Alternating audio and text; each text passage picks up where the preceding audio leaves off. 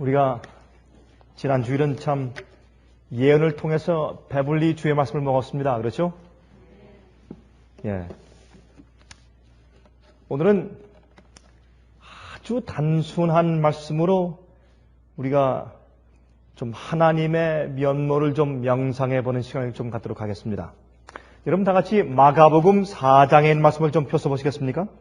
마가복음 4장 26절과 27절을 읽겠습니다. 마가복음 4장 26절과 27절에 있는 말씀을 좀 읽어보십시다.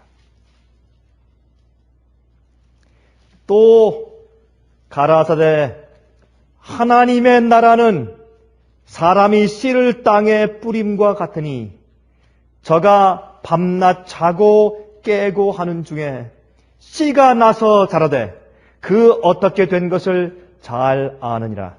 맞습니까? 제가 잘못 읽었죠? 그 어떻게 된 것을 알지 못하느니라 그랬습니다. 땅이 스스로 열매를 맺되 처음에는 싹이요 다음에는 이삭이요 그 다음에는 이삭에 충실한 곡식이라. 열매가 익으면 곧 낫을 대나니 이는 추수 때가 이르렀음이니라 그랬습니다. 여기에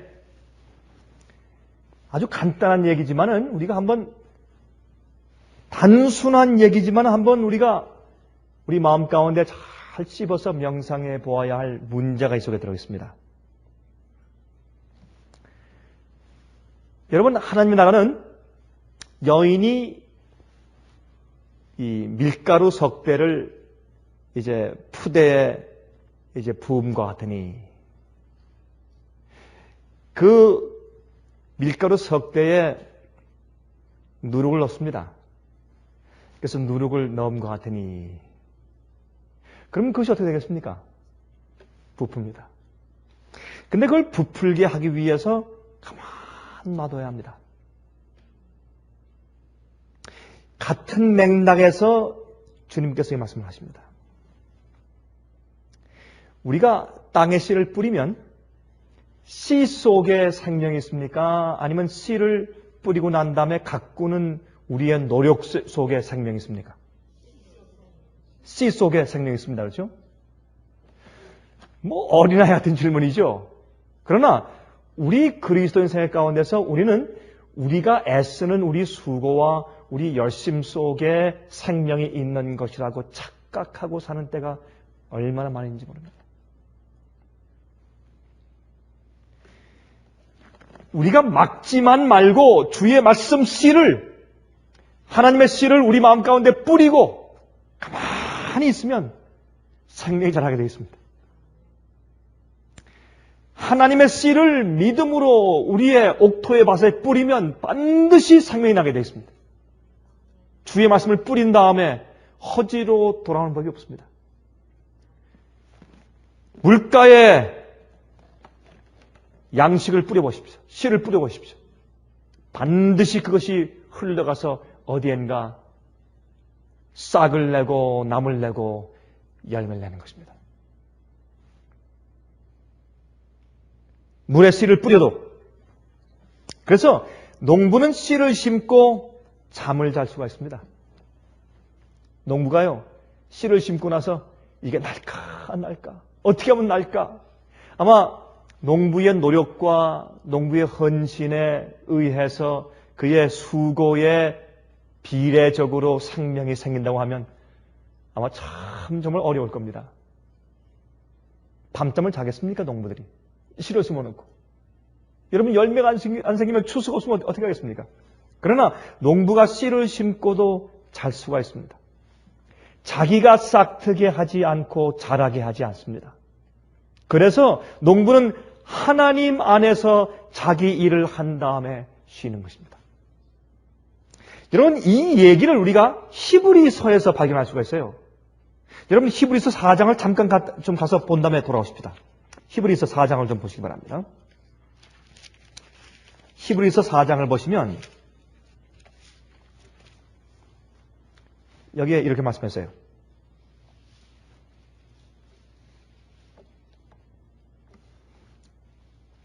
9절, 10절. 그런즉 안식할 때가 하나님의 백성에게 남아 있도다. 이미 그의 안식에 들어간 자는 하나님이 자기 일을 쉬심과 같이 자기 일을 쉬느니라.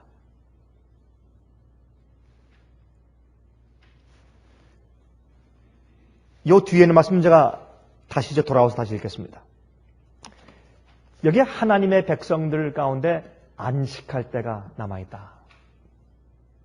이게 무슨 말일까요? 무슨 안식을 여기 말하고 있는 것일까요?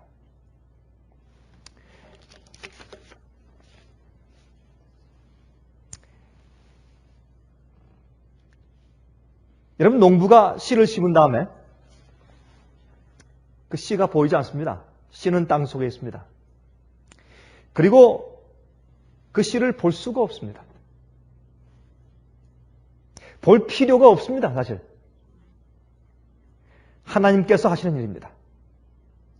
그건 뭐냐면 씨를 심고 난 다음에 열매를 맺을 때까지 전적으로 하나님의 능력에 신뢰하는 겁니다. 싹이 난 다음에도 이게 자랄까? 자란 다음에도 이것이 잎사귀를 넉넉히 낼까? 잎사귀가 다 자란 다음에 또 그 안에 열매가 필요한 조그만 그 열매싹이 날까? 또 이것이 추위를 견디고 드디어 열매를 맺을까? 노심초사하고 계속 애써봤자 그렇게 우리가 애쓰는 것이 그 씨가 자라게 하거나 열매를 맺게 하는데 아무런 도움을 주지 못합니다. 그래서 이 농부는 밤낮 자고 깨고 하는 중에 씨가 나서 자라되 그 어떻게 된 것을 전혀 알지 못합니다.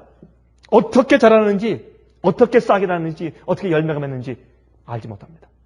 그저 하나님께서 주신 씨를 가지고 뿌리라 했기 때문에 뿌리는 것밖에 없습니다. 그 다음에 무엇합니까? 여러분, 사실은 물을 주죠. 그런데 사실 우리 이 환경과 기후가 나빠져서 그렇지 사실은 옛날에는 비도 오지 않았습니다. 홍수 이전에. 그렇죠? 안개와 그렇죠? 수증기로 다 작물이 다 자랐습니다. 비도 안 왔습니다. 다 안개로. 땅 속에 있는 그런 이제 물의 근원으로 다 작물을 키웠습니다. 하나님께서. 그러니 그 당시에 여러분 사실은요. 요즘에는 이렇게 많은 사람들이 이제 이 농부들이 그렇게 열심히 일을 하니까 이 열매를 맺는데 자기가 무엇인가 공헌을 했다고 생각하지 옛날엔 노아 홍수 전에는 정말 하나님의 능력을 이해하는데 굉장히 좋은 환경을 가지고 자랐습니다. 그렇죠? 씨 뿌리고 이제 잊어버리면 돼요. 그러면 그저 뭐 아마 잡초만 좀 뽑아주면 됐을 겁니다. 얼마나 잘 자랐겠습니까? 그래서 하나님께서 하시는 일, 주님의 능력을 믿고 주께서 무엇하라 말씀하신 그것을 가지고 그냥 뿌리세요. 그리고 기다리십시오. 그리고 노심초사할 필요 없어요. 근데 그렇게 하는데 시간이 걸립니다. 그러나 반드시 하나님께서 씨를 싹트게 하신 다음에 열매를 맺게 하십니다. 그래서 하나님 안에서 쉼이 있습니다. 주님께서 반드시 주께서 하라고 하는 한 일을 내가 갖고 있기 때문에 반드시 열매가 있을 것이다 라고 믿으세요. 그리고 주님께서 있으라는 곳에 있으니까 주님의 뜻대로 내가 여기 있으니까 주님께서 반드시 열매 맺을 것이다. 다시 말해서 하나님의 말씀 속에 주의 말씀 그 자체 속에 그 씨 속에 생명이 있어요. 우리가 애쓰는 일 속에 생명이 있는 것이 아니라 주께서 말씀하신 말씀과 약속과 성경 말씀 속에 생명이 있어요. 그대로 하고 주님께서 가라는 곳에 가고 있으라는 곳에 있고 주님의 뜻대로 하세요. 그러면 반드시 내가 주님의 뜻대로 하고 주의 말씀을 받아들이고 주께서 있으라는 곳에 있으면 반드시 열매와 결과가 있습니다. 왜? 주님의 말씀과 약속 속에는 생명이 있기 때문에. 그래서 우리가 쉬는 겁니다. 너희 수고하고 무거운 짐진 자들아 다 내게로 오라. 내가 너희를 편히 쉬게 하리라. 우리의 수고는 다른 면의 수고가 돼야 돼요. 근데 우리는 자꾸 염려하고 불안하고 초조하는 일에 수고가 많기 때문에 자꾸 신앙생활에 어려움을 겪는 것입니다. 우리 마음 가운데 전적인 신뢰와 주의 말씀과 약속 속에 내가 기다리면 반드시 열매를 맺는다는 사실을 믿고 기다리면 그 속에 쉼이 있다는 것입니다. 하나님의 씨가 우리 속에 또 주의 말씀이 우리 속에 심어졌습니다. 그러면 반드시 그 열매를 맺게 됩니다. 우리가 그것을 막지만 않으면. 그렇죠? 그 씨를 심은 다음에 비가 온다든지 물을 준 다음에 절대로 그 씨를 막지만 않으면 반드시 주님의 계획대로 이루어지는 것입니다. 자, 우리 히브리 4장으로 돌아갑시다. 히브리 4장. 히브리 4장 보시면 여기 이렇게 말씀되어 있습니다.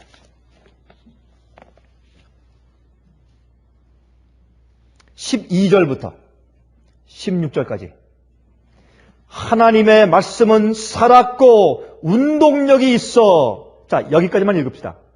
자, 여기에 있는 이 내용과 표현을 보면 주의 말씀은 뭐란 말입니까? 하나님의 말씀은 살았고 운동력이 있어. 그것을 다른 말로 표현하면 무슨 뜻이겠습니까? 생명력이 있단 말이죠. 맞습니다. 그런데 주의 말씀은 살았고 운동력이 있어. 이게 무슨 말이에요? 예? 물론 생명이고 이것은 생명을 그 가운데 가지고 있는 씨앗이고 능력이고 다 그렇지만 이 말은 에너지라는 뜻입니다. 에너지. 에너지의 에너지. 저기 태양에 계속적으로 불타는 저 힘은 하나님의 생명력과 능력을 상징합니다.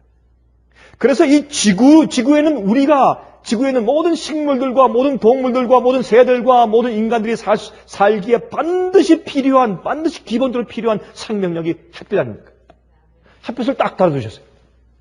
그래서 성경은 여호와는 우리의 무엇입니까? 해예요. 주님은 우리의 해예요. 주님은 우리의 햇빛입니다. 그러므로 여러분 태양은 우리가 이해하기로는 스스로 존재해요. 누가 갖다 에너지를 주지 않아요. 하나님, 물론 주님께서 에너지를 공급하시지만 그러나 스스로 존재하는 것처럼 저 위에 걸려 있습니다. 그래서 하나님의 뜻이에요. 태양이. 근데 그 태양을 만드신 하나님을 경배하지 않냐고 태양을 경배한 것이 바알신이 됐지만 말이죠. 그렇죠? 그래서 하나님의 말씀, 약속, 이 성경 말씀은 에너지입니다. 그 말씀을 내 마음속에 심으세요. 내 생활에 심으시고 계획에 심으세요. 그럼 그것이 나로 하여금 움직이게 해요. 가게 해요. 생활하게 합니다. 열매를 맺게 합니다. 성공하게 합니다. 영생을 가지게 해요.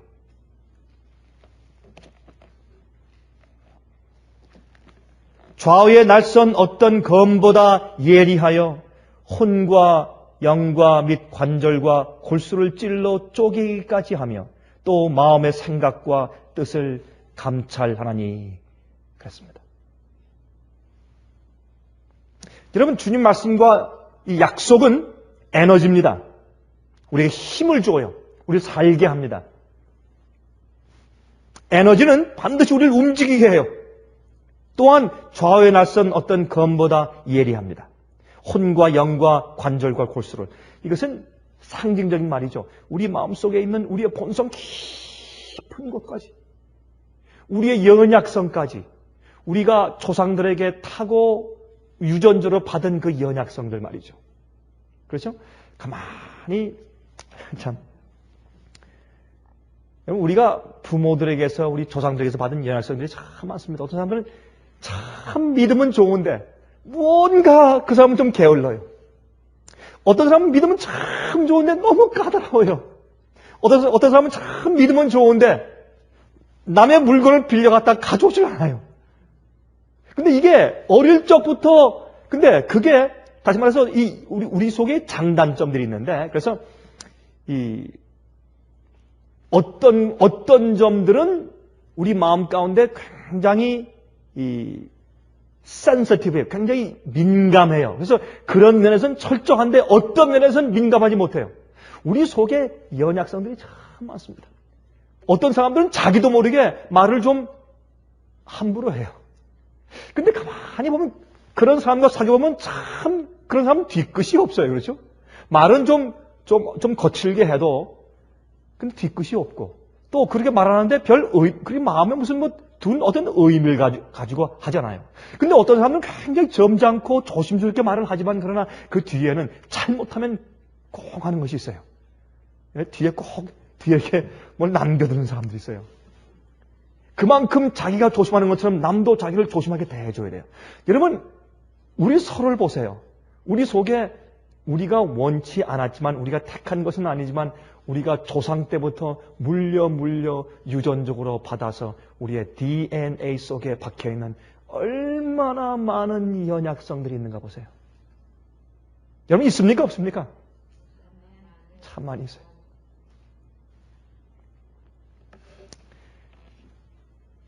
하나님께서는 주의 말씀은 말이죠. 여러분, 하나님의 말씀은 하나님의 자체입니다.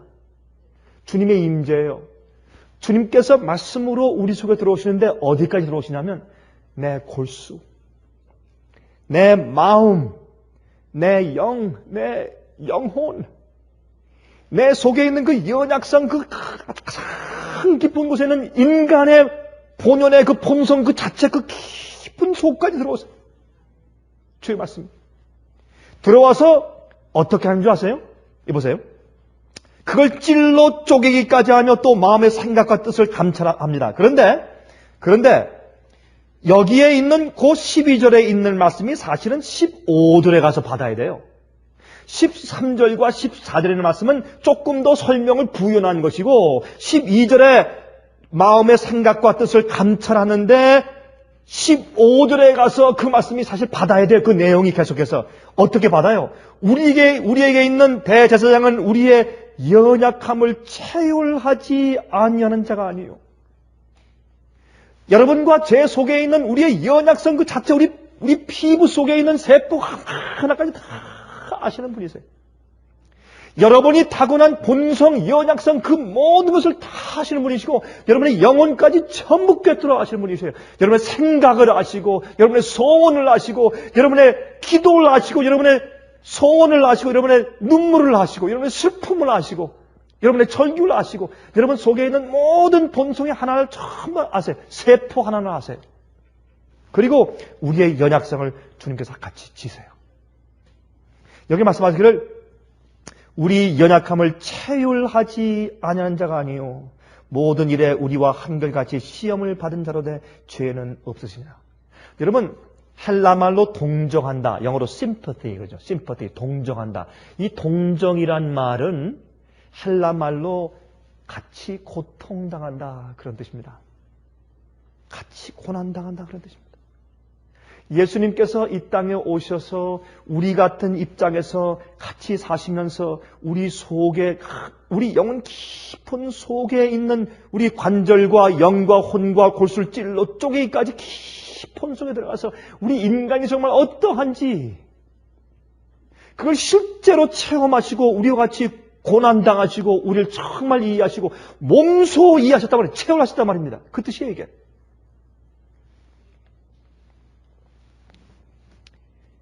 그 다음에 우리 속에 우리의 모든 연약성들을 전부 원래 하나님께서 하나님의 그 거룩하고 흠없는 완전한 품성으로 다시 재현시키고 회복시킬 때까지 주님의 말씀과 약속은 우리 속에서 역사하기를 쉬지 않습니다. 계속적으로 끝까지 씨를 심으면 완전한 열매를 맺을 때까지 그 씨가 자라기를 쉬지 않습니다. 그래서 우리는 믿음으로 그 씨를 계속 우리 마음 가운데 심어야 합니다. 계속 받아들이고 우리의 묵은 땅을 기경하고 딱딱한 땅을 기경하고 잡초를 뽑고 부드럽게 만들어서 그 속에 말씀을 자꾸 심어야 합니다. 우리 마음을 부드럽게 만들고 기경하는 것은 회개의 역사를 말하는 것입니다. 거듭남을 말하는 것입니다. 그렇죠? 계속 회개하고 거듭나고 우리의 상한 심령을 회개하는 심령을 주 앞에 항상 갖다 바치는 것입니다. 그러면 주님께서 주의 씨를 심어요. 주의 말씀과 약속을 단순하게 믿고 주의 씨를 계속 우리 마음가운데 심는 것입니다. 그러면 반드시 우리가 변화되고 열매를 맺는데 어디까지? 하나님께서 원래 아담과 해와를 창조하셔서 에덴 동산에 두신 그 당시로 돌아가는 데까지, 다시 말해서 한 번도 죄를 지어본 적 없는 아담과 해와의 완전한 상태까지 우리가 돌아갈 수가 있는 것입니다.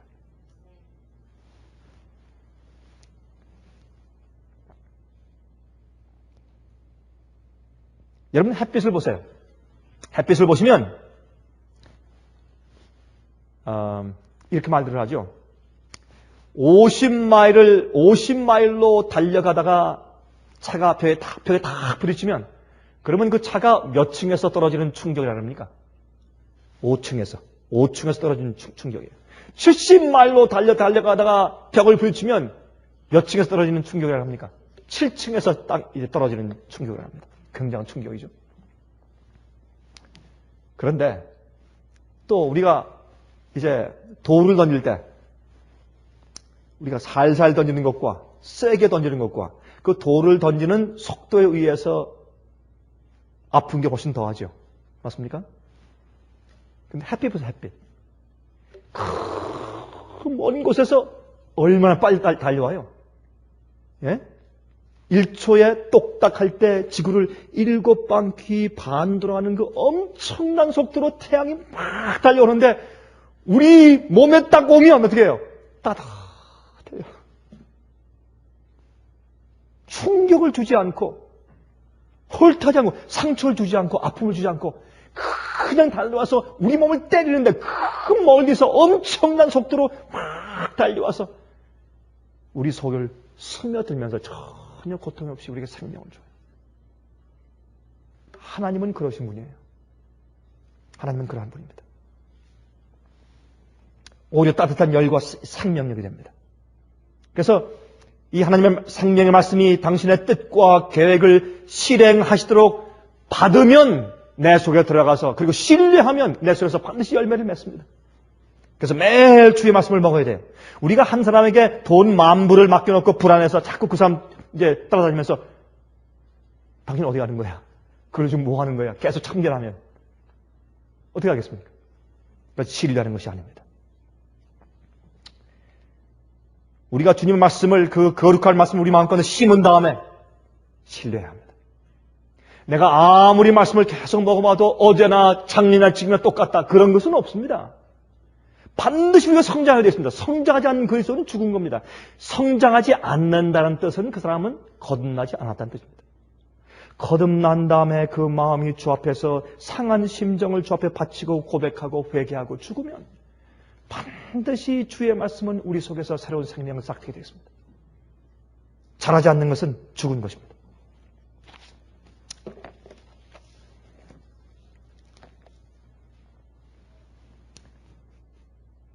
여러분, 자연의 법칙이 말이죠. 이게 창조물들의 법칙이죠. 하나님의 뜻대로 가만 놓아두면 하나님의 계획이 그 안에서 이루어집니다. 씨를 심어서 가만 놔두면 반드시 자라게 되어 있습니다. 주의 말씀은 생명력이고 또한 에너지이기 때문에, 여러분, 포도나무를 보면 포도나무는 다른 나무처럼 곧장 자라지 못해요. 무엇을 그 지주를 그 옆에 세워줘야 합니다. 그러면 그걸 타고서 올라가요. 기대게 되어 있습니다. 그리고 포도는 조그만 파란 것 아니면 까만 것에 열매를 주렁주렁 열려요. 포도나무에서 말이죠, 자두를 내지 않습니다. 사과를 내지 않습니다. 반드시 하나님께서 그 속에 그 씨를 주실 때 주신 생명과 계획대로 자랍니다. 그렇죠? 가지는 까맣고 약간 구부러지게 달립니다. 오이는 비슷하지만은 도틀도틀하며 파랗게 달리고 그 안의 맛은 짜지도 않고 달지도 않고 싱거우면서도 굉장히 싱그러운 맛이 있습니다. 왜? 하나님께서 이미 주님의 그 약속의 씨를, 주의 생명력을 그렇게 계획해서 그 속에 두셨기 때문에. 고추는 작고 맵게 달립니다. 앵두는 둥글고 달콤합니다. 하나님께서 세우신 법칙 그대로. 파파야는 부드럽고 이상하지만 아주 부드러워요. 그러나 이상한 퀴퀴한 냄새를 냅니다. 파파야는. 제가 제일 처음에 미국에 와서 파파야를 먹는데 어떤 사람이 그렇게 얘기를 하더라고요. 파파야 먹을 때 이제 파파야가 이 발에서 나는 그런 퀴퀴한 냄새가 나야 그게 달대요. 전 처음에 제가 파파야를 먹을 때 저한테 그렇게 소개해준 사람의 그 얘기를 지금도 제가 잊지 못합니다. 근데 참 달아요, 파파야가. 여러분 저기 싱가포르에 가서 파파야다 조그만 파파야인데 그 레드밋 파파야라 그래요. 그거 한번 잡숴보세요. 얼마나 맛있는가. 딱 잘라서 그 색깔이 정말 붉은 색깔이 납니다. 이 노랗다 못해 붉어요. 근데 얼마나 단지 몰라요. 우리가 더 잘 아는 듀리안 얼마나 냄새가 이상합니까? 그러나 크게 탈 수가 없어요. 아주 아이스크림처럼 아주 부드럽고 하나님께서 그 속에 두신 법칙을 우리가 막지만 않으면 그렇게 되는 것입니다. 주의 말씀이 꼭 그래요. 우리 속에서 주의 말씀이. 주의 말씀의 씨를 막지 말고 우리 가꾸면 그렇습니다. 근데 가꾸지 않으면 뭐가 납니까? 엉겅퀴가 나고 가시가 납니다.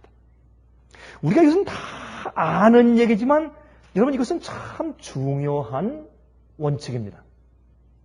우리가 많은 경우에 우리가 하나님을 신뢰하고 따라 나가는 그 생애 가운데서 우리가 무엇을 잃어보려고 얼마나 노심초사하고 애쓰는지 모릅니다. 얼마나 안절부절하고 얼마나 우리 마음 가운데 초조해하고 그렇지 않습니다. 그래서 하나님의 능력을 믿고 쉬고 주의 말씀의 능력을 믿고 쉬고 주님의 뜻과 주님의 능력과 주님의 계획을 믿고 쉬어보세요. 그게 안식의 경험이에요. 주의 백성들에게 아직 안식할 날이 남아있다 그랬어요. 안식할 날이. 마귀는 말이죠. 우리 마음밭에 가시와 엉겅퀴를 내려고 합니다. 우리가 주의 말씀이 우리 속에 들어와서 자라서 열매를 맺지 못하게 하는 마귀의 역사의 하나는 뭐냐면 가시와 엉겅퀴를 내는 것입니다. 온갖 유혹과 방해들을 주는 것입니다. 그렇게 해서 주의 생명력이 우리 속에 자라지 않게 하는 것입니다. 그러나 우리가 그것만 우리가 수고를 다해서 하면 우리 속에서 유혹과 방해를 물리치고 잡초를 뽑고 가시와 엉겅퀴가 나지 않도록만 우리가 주의하면 반드시 주님의 말씀의 계획이 우리 속에서 성취되게 되어 있습니다. 그래서 그거는 쉴 수가 있어요. 견디고 주님과 협력하고. 근데 여러분 이 자연의 법칙이 우리 생애 가운데 우리 마음 가운데 있는 도덕적인 법칙을 보여줍니다. 자연의 법칙은 눈에 보이는 것이죠. 도덕적인 법칙은 눈에 보이지 않습니다. 그러나 자연계의 법칙과 우리 도덕적인 법칙은 똑같은 것입니다. 자연계의 법칙은 하나님께서 계획하신 그대로 씨를 심으면 그대로 나게 되어 있습니다. 여러분 사과를 심으면 사과가 납니다. 팥을 심는데 콩이 안 납니다. 이게 주님의 계획입니다. 우리가 이 도덕적인 우리의 법칙도 그렇습니다. 많은 사람들은 주님께서 말씀하신 계명대로 순종하고 주님 말씀과 약속대로 살지 않으면서 그저 어떤 믿음을 어떤 마음 가운데 어떤 것을 동의하고 이해하는 정도의 믿음을 가지면 그냥 도매금으로 되는 것 같지만 그렇지 않습니다. 여러분 도덕적인 법칙도 반드시 주의 말씀을 심은 다음에 주님께서 말씀하시는 약속 계획대로 반드시 되게 되어 있습니다. 우리가 도덕적인 법칙을 주의 말씀대로 순종하면 그렇게 되고 순종하지 않으면 악한 열매가 납니다. 엉겅퀴가 나고. 여러분 도덕적인 법칙은 거기에는 옳고 그름의 이성적인 법칙이 있습니다. 자연계는 그게 없습니다. 자연계는 주님께서 심은 원칙대로 그대로 생깁니다. 그러나 도덕적인 법칙에는 옳고 그름의 이성적인 법칙이 있습니다. 옳고 그름을 선택하는 법칙이 있습니다. 그래서 하나님의 모든 창조물들은 들의 풀에서부터 인간에 이르기까지 하나님의 창조의 계획과 목적대로 성장하게 하는 법칙이 있습니다. 하나님의 말씀이 심어지면 우리가 불순종하거나 거부함으로 막지만 않으면 하나님께서 그 속에서 반드시 큰 이제 열매를 맺게 하시는 것입니다. 주님의 뜻을 이루십니다. 우리 고린도전서 15장을 좀 가서 보십시다. 고린도전서 15장 이런 말씀이 있습니다.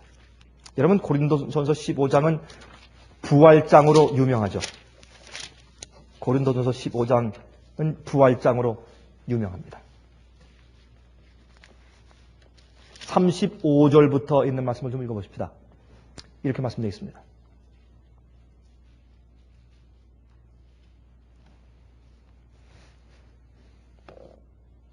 자, 31절부터 읽읍시다. 31절부터. 형제들아, 내가 그리스도 예수 우리 주 안에서 가진 바 너에게 대한 나의 자랑을 두고 단언하노니 나는 날마다 죽노라. 여러분, 이것이 하나님께서 우리 마음 가운데 약속의 주님의 씨를 심으라고 하는 명령입니다. 우리가 죽으면 내가 세상에 대해서 죽고 세상에 있는 것들에 대해서 죽으면, 세속적인 정욕과 욕심에 대해서 죽으면, 내가 남들과 가만히 견주어 볼 때 내가 세상에 있는 것들을 남들과 견주어 볼 때 어떤 땐 우리가 무시당할 수 있고 답답할 수 있고 어떤 땐 도무지 너무 뒤떨어진 것 같고 인간적으로 이 세상적인 입장에서 세상의 것들을 사랑하는 마음으로 견주면 도무지 우리가 주의 말씀과 뜻대로 살 수가 없습니다. 내가 세상에 대해서 죽고 세상에 있는 것들에 대해서 죽으면 다른 사람들은 하나님의 씨를 마음 가운데 싣고 주님께서 그 씨를 심으면 생명의 씨가 주님의 계획대로 영원한 모습으로 키우기 위해서, 영원한 열매를 맺기 위해서 키우는 그 방법 말고 우리가 세상에 대한 방법대로 우리가 초점 맞추면서 살 수가 없어요. 씨를 심을 수가 없습니다. 죽어야 합니다. 32절, 내가 범인처럼 에베소에서 맹수로 더불어 싸웠으면 내게 무슨 유익이 있느냐? 죽은 자가 다시 살지 못할 것이면 내가 죽을 터이니 먹고 마시자 하리라. 속지 말라. 악한 동무들은 선한 행실을 더럽혀나니 깨어 의를 행하고 죄를 짓지 말라. 하나님을 알지 못하는 자가 있기로 내가 너희를 부끄럽게 하기 위하여 말하노라. 여러분, 주의 말씀의 씨를 심는 우리의 옥토는 내가 죽는 것입니다. 그것은 죄를 짓지 않는 거룩한 의의 열매를 맺기 위한 옥토입니다. 깨어 의를 행하고 죄를 짓지 말라 그랬습니다. 자, 35절부터 보십시오. 이제 누가 묻기를 죽은 자들이 어떻게 다시 살며 어떠한 몸으로 오느냐 하리니 어리석은 자여, 너의 뿌리는 씨가 죽지 않으면 살아나지 못하겠고 또 너의 뿌리는 것은 장래 형체를 뿌리는 것이 아니요 다만 밀이나 다른 것의 알갱이 뿐이로되 하나님이 그 뜻대로 저에게 형체를 주시되 각 종자에게 그 형체를 주시느니라. 육체는 다 같은 육체가 아니니 하나는 사람의 육체요, 하나는 짐승의 육체요, 하나는 새의 육체요, 하나는 물고기의 육체라. 하늘에 속한 형체도 있고 땅에 속한 형체도 있으나 하늘에 속한 자의 영광이 따로 있고 땅에 속한 자의 영광이 따로 있으니 해의 영광도 다르며 달의 영광도 다르며 별의 영광도 다른데 별과 별의 영광이 다르다. 죽은 자의 부활도 이와 같으니 썩을 것으로 심고 썩지 아니할 것으로 다시 살며 욕된 것으로 심고 영광스러운 것으로 다시 살며 약한 것으로 심고 강한 것으로 다시 살며 육의 몸으로 심고 신령한 몸으로 다시 사나니 육의 몸이 있은즉 또 신령한 몸이 있느니라 그랬습니다. 주님께서 계획하신 여러 형체가 있다고 말합니다. 49절부터 우리가 흙에 속한 자의 형상을 입은 것 같이 또한 하늘에 속한 자의 형상을 입으리라. 형제들아, 내가 이것을 말하노니 혈과 육은 하나님 나라를 유업으로 받을 수 없고 또한 썩은 것은 썩지 아니한 것을 유업으로 받지 못하느니라. 보라, 내가 너에게 비밀을 말하노니 우리가 다 잠잘 것이 아니요 마지막 나팔의 순식간에 호련히 다 변화하리니 나팔 소리가 나매 죽은 자들이 썩지 아니할 것으로 다시 살고 우리도 변화하리라. 이 썩을 것이 불갑을 썩지 아니할 것을 입겠고 이 죽을 것이 죽지 아니함을 입으리로다. 이 썩을 것이 썩지 아니함을 입고 이 죽을 것이 죽지 아니함을 입을 때에는 사망이 이김에 삼킨 바 되리라고 기록된 말씀이 응하리라. 사망아, 너의 이기는 것이 어디 있느냐? 사망아, 너의 쏘는 것이 어디 있느냐? 사망에 쏘는 것은 죄요. 죄의 권능은 율법이라. 우리 주 예수 그리스도로 말미암아 우리에게 이김을 주시는 하나님께 감사하리로다.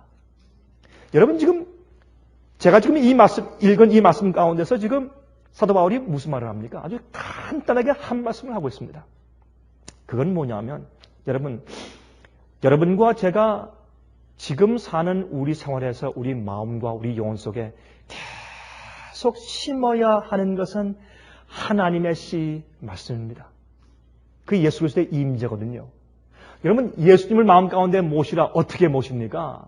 그것은 하나의 무슨 추상적인 얘기 그거 말고 주의 말씀과 원칙을 우리 마음 가운데 심으세요.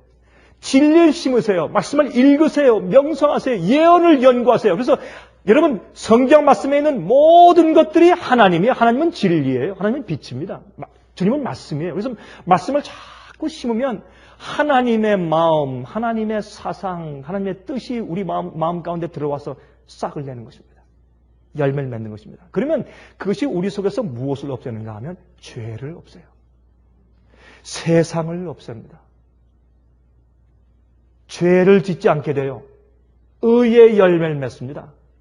그런데 거기에 초점을 맞춰 살면 세상에서 뒤떨어지게 됩니다. 여러분 이것은 우리 분명히 하십시다. 세상에서 세상 사람들이 사는 똑같은 경쟁심을 가지고 똑같이 그들이 사는 것만큼 나도 살면서 의를 이루려고 하는 것은 잘못입니다. 그건 실수예요. 여러분 그렇게 되는 법이 없습니다. 여기에 말씀하기를 나는 날마다 죽는다 했습니다.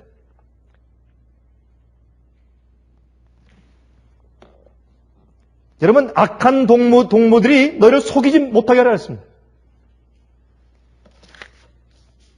여러분 누가복음 17장 보세요.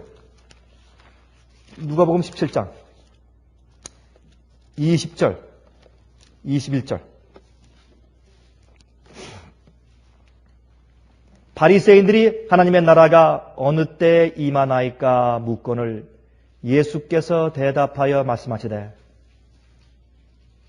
하나님의 나라는 볼 수 있게 임하는 것이 아니요 또 여기 있다 저기 있다고도 못하리니 하나님의 나라는 너희 안에 있느니라 그랬습니다.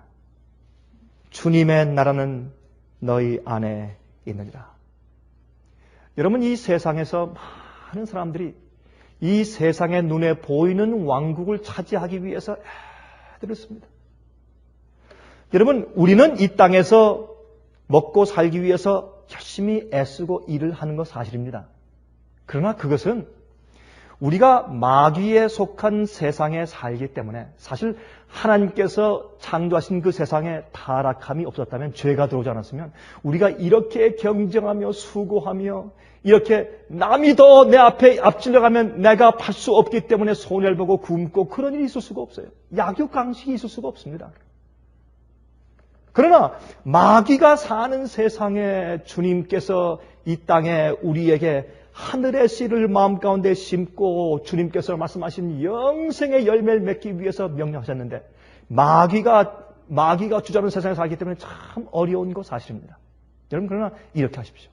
매일 아침에 이렇게 우리가 기도해야 합니다. 하나님이시여 내가 오늘 살 때 주님 이 세상을 위해서 눈에 보이는 세상의 왕국을 위해서 사는 내가 죽기를 원합니다. 주님 날 도와주셔서 내가 세상을 위해 사는 내 마음 가운데 어느 것의 정욕이라도 다 죽기를 원합니다. 주님 날 도와주십시오. 그래서 이 세상을 향해서 내가 죽어야 합니다. 내가 나를 향해서 죽어야 합니다. 그래서 너희 자신을 부인하고 자기 십자가를 지고 와서 날 쫓아올 주님께서 말씀하시지 않습니까? 그렇게 죽어야 합니다. 여러분 그 다음에 우리가 이 땅에서 사업을 하든지 살든지 우리가 애쓰든지 우리가 생활하기 위해서 애쓰는 모든 것들은 사실은 이렇게 해야 합니다. 내가 그렇게 해서 나와 내 가족이 살면서 주님께서 내게 꼭 필요한 의의 열매를 맺기 위한 수단으로 주님께서 축복하시도록만 살아야 합니다. 여러분 다시 말해서 주님께서 내 속에 의의 열매를 심어서 범죄치 않는 거룩한 의의 열매를 내 속에서 그 나무를 키우기 위한 주님의 계획이 내 속에 있습니다. 분명히 우리 속에 그 열매가 자라게 되겠습니다. 말씀을 씌우면. 근데 그 일을 주님께서 하시기 위해서 필요한 것들, 그것을 하기 위해서 우리가 살아야 되지 않겠습니까? 먹고. 그렇게 하기 위해서 이 땅에 존재할 때 필요한 것만큼 주님께서 주시도록 우리가 애를 써야 합니다. 그 이상 우리의 시간과 에너지를 바치면 그 시간과 에너지는 우리가 어디서 뺏어가는 것입니까? 주님께서 의의 열매를 맺히게 하기 위해서 헌신케 하는 그 헌신의 시간과 그 에너지에서 뺏어가서 다른 일을 하게 하는 것입니다. 마귀가 그래서 우리가 그 의의 열매를 맺고 의의 계획을 이루게 하는 그 일을 못하게 해서 얼마나 방해합니까? 바쁘게 만들고 이런저런 유혹과 방해를 놓는 것입니다. 2개를 가지면 4개를 갖고 싶고 4개 있으면 8개를 갖고 싶어요. 한이 없습니다. 욕심들이. 그래서 계속해서 우리의 속에 있는 우리의 힘과 에너지와 시간들을 자꾸 다른 것에 낭비토록 하는 것입니다. 여러분, 주의 나라는 보이지 않는 곳에 있습니다. 보이는 곳에 있지 않습니다. 눈에 보이는 것을 많이 가진다고 해서 주님의 축복을 받는 것이 아닙니다. 눈에 보이지 않는 하나님의 나라가 내 속에서 이루어져야 합니다. 예수께서 말씀하기를 주의 나라는 볼 수 있기만 하는 것이 아니라 여기 있다 저기 있다 하지 말아라. 하나님 나라는 너희 속에 있다고 말씀했습니다. 여러분, 베드로전서 1장 23절 보십시오. 베드로전서 1장 23절.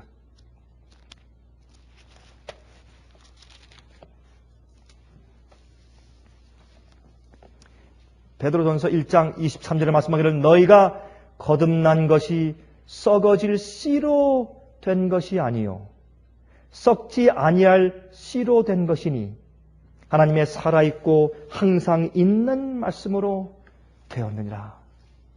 그러므로 모든 육체는 풀과 같고 그 모든 영광이 풀의 꽃과 같으니 풀은 마르고 꽃은 떨어지되 오직 주의 말씀은 세세토록 있도다 하였으니 너에게 전한 복음이 곧 이 말씀이니라. 다시 말해서 여러분,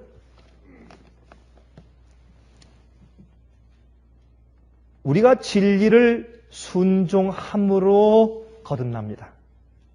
우리를 거듭나게 하는 것은 살아있는 항상 있는 말씀이라고 했습니다. 주의 말씀입니다. 그렇죠? 여기에 육체는 풀과 같은데 다 마르고 다 떨어지지만 주의 말씀은 영원히 있습니다. 다시 말해서 주의 말씀과 약속을 계속해서 우리 마음 가운데 계속 받아서 심어서 싹트게 하면 나중에 늙어서 죽을 때 우리 몸은 다 썩지만은 우리 속에 심겨진 주의 말씀이 영원히 사는 겁니다. 우리 속에 주의 말씀과 함께 자라난 우리의 의의 성품이 영원히 사는 것입니다.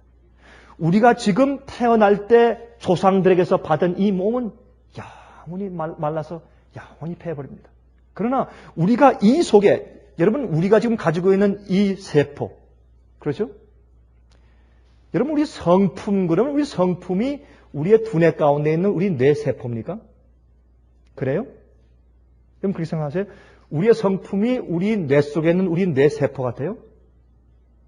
한번 생각해 보세요. 우리의 생각, 정신, 우리의 품성, 무엇이 우리 품성일까요? 한번 생각해 보세요. 우리 품성이 우리의 뇌세포들 속에 있는 어떤 그런 화학 작용입니까? 어떤 것이 우리 품성이에요? 우리의 품성은 하늘의 컴퓨터에 기록되어 있어요. 그래서 우리가 죽은 다음에 썩은 다음에 주님께서 우리를 부활시킬 때 여러분, 어떤 사람은 화장했어요. 어떤 사람은 죽어서 여러분, 그 죽은 세포가 다 땅속에 스며들어서 홍수가 나서 다 떠내려갔어요. 그러면 여러분, 우리가 부활할 때 우리의 무엇이 부활하는 게 무엇이? 우리의 어떤 것이 부활하는 것이 여러분? 예? 마음이 눈에 보이는 것이에요? 안 보여요. 하나님의 나라는 너희 안에 있다 그랬어요. 그것은 우리 마음속에 심은 하나님의 생명력이에요. 주님의 씨예요. 진리예요. 이 약속의 말씀, 이 성경이 이 말씀이에요. 주님의 사상과 품성이에요. 빛은 주님이고 말씀은 진리인 주님이니까. 그럼 그것이 우리 마음속에 심어져서 그 속에 내 속에서 내 사상을 이루고 내 품성을 이루어요. 그러면 결국에 와서 우리가 죽으면 우리가 부모에서 타고난 우리의 세포, 우리 머리카락, 우리의 눈, 귀, 우리의 이, 우리의 뇌세포, 우리가 가진 모든 것이 없어져요. 풀이 말라서 떨어져서 썩어서 죽는 것처럼 완전히 없어져요. 그럼 부활할 때 우리 뭘 부활해요? 지금 가지고 있는 이 이빨로요? 여러분, 지금 제 이빨 이쪽에 좀 쉬어요. 전 이 이빨 가지고 부활하고 싶은 마음이 전혀 없어요. 그게 무슨 부활이에요? 전 눈이 점점 약해져요. 여러분, 제가 얼마 전까지만 해도 돋보기를 안 가지고 봤는데 이제는 돋보기가 필요해요. 이제 글씨를 읽을 때. 제가 지금 가진 이런 눈을 부활한다면 전 부활할 마음이 없습니다. 그렇죠? 그럼 우리가 무엇으로 부활해요? 완전 100% 다른 몸으로 부활해요. 안 그래요? 그럼 주님께서 부활하실 때는 창조요. 우리가 죽은 다음에 우리가 죽은 우리 몸에 있는 그 세포를 전부 다 그게 흘러로 떠내려가서 강으로 떠내려가서 우리 세포 어떤 것은 저기 있고 어떤 것은 저쪽에 있고 그래서 다 긁어 모아서 부활해서 우리 몸을 만드시는 것이 아니에요. 예수께서 오실 때 부활하실 때 그게 아니에요. 그게 아니고 우리의 몸은 썩어서 다 죽어버려요. 이 몸은 지금 왜 이 몸이 지금 우리에게 있느냐면 우리 속에 영혼, 정신, 품성을 담아두기 위해서 있는 것이 집이에요. 영혼의 집이에요. 그러므로 이 집은 당분간 필요해요. 이 집 속에 무엇을 심어야 돼요? 말씀을 심어야 돼요. 성경 말씀 진리 자꾸 심으세요. 그러면 이 몸이 죽어버려요.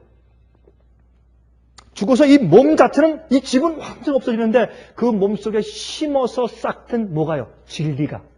그 속에서 심은 하나님의 씨가 그게 싹 터요. 그게 싹 터서 그게 뭐가 돼요? 그게 나예요. 여러분 이상하지 않죠? 나는 내 현재 임시로 주신 이 몸, 썩어질 장막이에요. 이건 이제 없어져 버려요. 거두어버려요. 이 장막 속에 씨를 심으라고 준 거예요. 그렇죠? 다시 말해야죠. 먹어야죠, 봐야죠, 들어야죠, 말아야죠, 걸어야죠, 손으로 일해야죠, 그래야지 이 몸이 살 수 있으니까 우리가 이 몸이 필요한 것이 손이 필요하고 발이 필요하고 손가락이 움직이는 것이 필요하고 입이 필요하고 위장이 필요한 것이에요. 이 모든 것이 왜 필요하냐면 주님의 진리의 말씀을 우리 마음 가운데 담아두기 위한 집으로 필요한 것이에요. 그런데 그것이 씨를 심은 다음에 씨가 자라서 열매를 맺고 난 다음에 어떻게 돼요? 우리 몸이 죽어버려요. 이건 필요가 없어요. 몸은 다 없어지고 그 속에서 뭐가 올라옵니까? 하나님의 씨가 내 속에 떨어진 그 씨가 자라서 장성해서 열매된 다음에 그 열매만 남고 이 몸은 없어져요. 그 열매가 누구예요? 나예요. 그러면 내가 그 열매로 변화되어서 예수의 얼굴을 배울 때 어떻게 해요? 내가 예수님이네. 이렇게 되는 거예요. 왜? 주님의 진리의 말씀을 계속 받아서 먹고 그 주의 하나님의 씨가 내 속에서 자랐으니까 하나님이지. 여러분 오해하지 마세요. 우리가 하나님이라는 뜻이 아니에요. 주님의 말씀 씨와 약속을 자꾸 받아서 싹트게 하고 나니까 나중에 보니까 우리가 하나님처럼 되어버린 거예요. 우리의 품성이. 그래서 영혼 불멸설은 이 귀한 사실을 없애버리는 잘못된 가르침이에요. 영혼은 이 몸, 이 안에 뭔가 따로 있다는 거예요. 아니에요.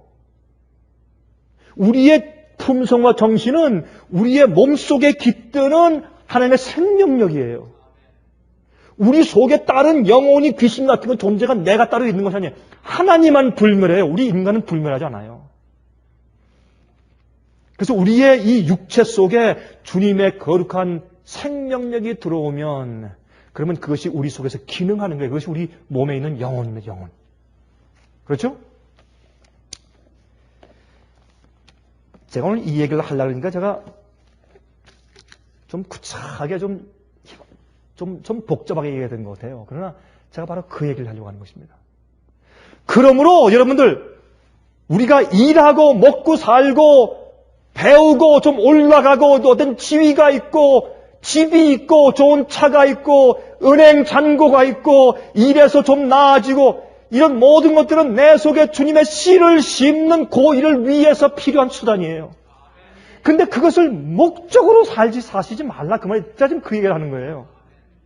그걸 목적으로 사시지 말라. 그 말입니다. 그걸 목적으로 살면 여러분이 모든 에너지와 시간을 거기에 낭비하는 거예요. 그렇게 하기 위해서 우리가 정말 쉬운 씨를 키워야 할 텐데 그 씨를 키우는 그 과수원에 일하지 않고 다른 데 가서 다른 일을 하면 과수원에 씨를 심어서 그 씨를 자라게 위해서 잡초를 뽑고 이렇게 해야 할 텐데 다른 데 가서 무슨 해요? 다른 데 가서 예? 다른 공장에 가서 일을 해요. 그럼 뭐가 납니까? 잡초가 나요. 일하지 않고 가꾸지 않고 가만 놓아둔 밭에는 가시와 엉겅퀴가 나요. 그래서 아담과 해와에게 하나님께서 말씀하시기를 너희가 이제 범죄했기 때문에 이제 너희가 땅에서 어떻게 기경하고 농사 지어야 된다. 땀을 흘리고 일해야 된다. 그것이 우리 속에서 의를 이루는 길이. 이것이 의의 남을 이제 기르는 그 영적인 상징도 돼요. 그것이 계속해서 우리 마음 가운데 어떻게 잡초 자라지 않게 그 마귀가 계속 유혹과 방해를 주는데 그것이 자라지 않게 계속 뽑아야 합니다. 유혹이 들어올 때마다 저지할 뿐만 아니라 우리가 잠깐 좀 한눈 팔 때 무엇이 자라요. 그걸 또 보고 뽑아야 돼요. 또 뽑고 가시덤불을 뽑고 다른 데 가 있으면 안 돼요. 우리가 사는 일은 우리의 모든 우리의 능력과 에너지에 우리의 초점을 맞춰서 컨센트레이션하는 일은 의의 열매, 주의 씨, 약속, 생명의 말씀을 우리 마음가운데 담아서 그것이 자라는지 자라지 않는지, 죄를 짓지 않는 의의 품성에 자라는지 안 자라는지, 그래서 영원히 주님과 함께 살 수 있는지 없는지, 내가 예수님과 같은지 안 같은지, 주의 말씀의 씨가 내 속에 있는지 없는지, 그것만 위해서 사는 것이 우리 생활의 주가 되어야 합니다. 그 다음에 우리가 이 세상에 사는 다른 모든 것들은 그것을, 그 씨를, 주님의, 하나님의 씨를 우리 속에서 키우기 위한 수단과 방법에 지나잖아요. 그래서 우리가 거듭난 것은 썩어질 씨가 아니고 썩지 아니할 씨로 하나님의 살아있고 항상 있는 말씀으로 됐어요. 주의 말씀은 항상 살아있고 운동력이 있어요. 에너지예요. 우리 말씀을 우리 마음 가운데 심으면, 우리 속에서 심으면 반드시 주의 형상으로 자라게 되어 있어요. 죄를 멀리하고 유혹을 이기고 반드시 의의 그 품성으로 자라게 되겠습니다. 틀림없습니다. 그 주님의 능력 속에서 우리가 쉴 수가 있어요. 우리가 애쓸 필요 없어요. 주님을 신뢰하고 막지만 마세요. 그래서 요한일서 3장을 보십시다. 요한일서 3장 8절 9절. 요한일서 3장 8절 9절 보시면 이렇게 말씀되어 있습니다. 죄를 짓는 자는 마귀에게 속하나니 마귀는 처음부터 범죄합니다. 하나님의 아들이 나타나신 것은 마귀의 일을 멸하려 합니다. 그랬습니다. 죄를 짓는 자는 마귀에게 속하나니 마귀는 처음부터 범죄합니다. 하나님의 아들이 나타나신 것은 마귀의 일을 멸하기 위해서 나타났어요. 우리 속에서 우리 육신은 멸해야 돼요. 우리 육신 속에 있는 죄의 범성은 멸해야 돼요. 우리의 세상과 세상에 있는 것들을 사랑하는 모든 것들은 죽어야 돼요. 우리가 죽어야 합니다. 9절 하나님께로서 난 자마다 죄를 짓지 아니하나니 이는 하나님의 씨가 그의 속에 거하며 저도 범죄치 못하는 것은 하나님께로서 났습니다. 주의 말씀이 우리 속에 있으면 우리가 죄를 짓지 않습니다. 여기 보세요. 아주 분명하죠? 그게 하나님의 씨예요. 주님의 씨는 그 씨를 막지 말고 잡초를 뽑아주고 키우면 반드시 어떻게 해요? 하나님의 품성을 우리 속에서 키우게 돼 있어요. 이것은 법칙이에요. 오이씨를 심으면 반드시 오이가 나요. 호박을 심으면 호박이 나고 콩을 심는데 말이죠. 예? 콩을 심는데 팥이 안 나요. 반드시 주님의 계획대로 주님의 씨를 심으면 반드시 생명이 나오게 돼 있어요. 여러분 하박국 2장을 보시면 어떻습니까? 내가 너에게 이른 말은 반드시 이룬다. 견디라. 그게 참으라. 견디라. 의인은 믿음으로 산다. 그랬어요. 그것이 의인은 믿음으로 말미암아 산다. 그 뜻이에요. 주의 말씀은 반드시 이룬다. 지체하지만 이룬다. 참아라. 견디라.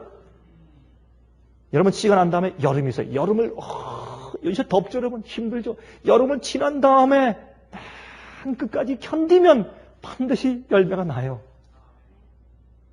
그 여름에 말이죠. 남들보다 더 시원하기 위해서 자꾸 다른 데 한눈 파지 마세요. 세상과 세상에 있는 것들을 사랑하지 마세요. 그것을 위해서 우리 장막에 잠깐 있는 장막을 위해서 애쓰지 마세요. 우리 속에 심은 주님의 말씀과 씨를 위해서 애써야 돼요. 생명의 역사가 주님의 일을 이루도록 맡기고 우리가 쉴 수 있습니다. 한 젊은 목사가 이런 간증을 했어요. 한 젊은 목사가 대학생 때 농구부 주장이고 아주 멋있게 생기고, 근데 주위의 친구들이 말이죠, 이성교제를 너무 문란하게 해요. 근데 이 친구는 계속해서 자기의 이제 진실됨을, 주의 말씀대로 진실됨을 지켰습니다.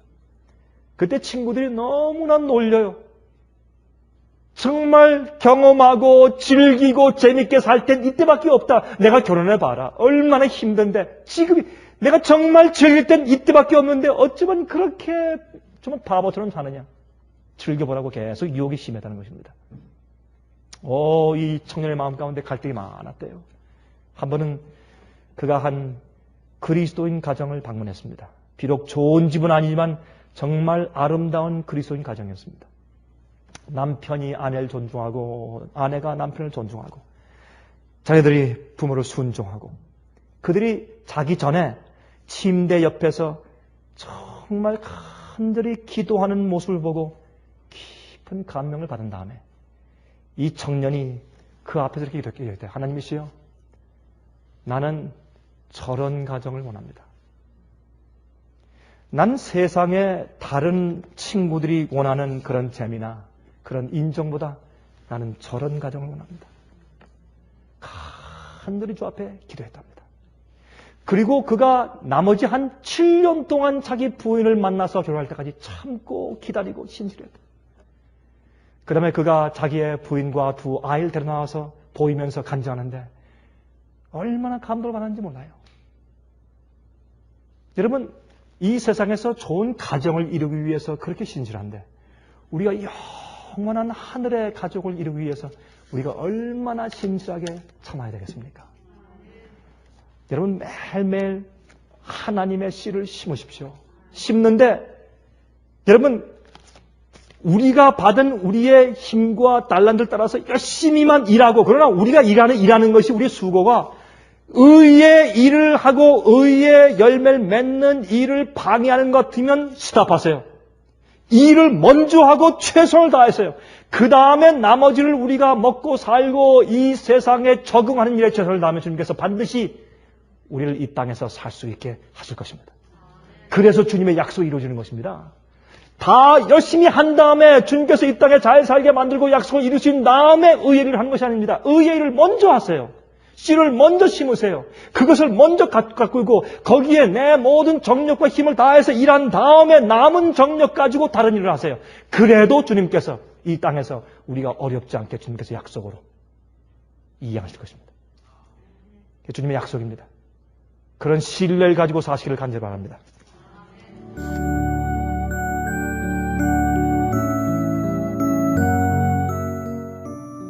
예수님의 재림이 가까워오고 있습니다.